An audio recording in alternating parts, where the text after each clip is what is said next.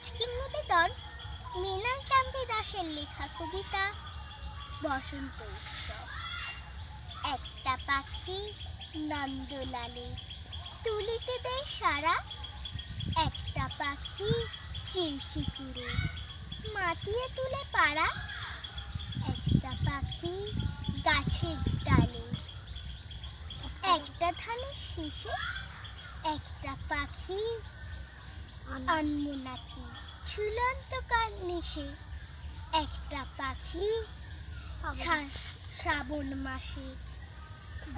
বৃষ্টিতে উৎসুক, একটা পাখি শিশির ভেজা বাংলাদেশের মুখ, একটা পাখি নীল আকাশে, একটা খাঁচার পাখি, একটা পাখি শালীন আলী আলোয় মাখামাখি, একটা পাখি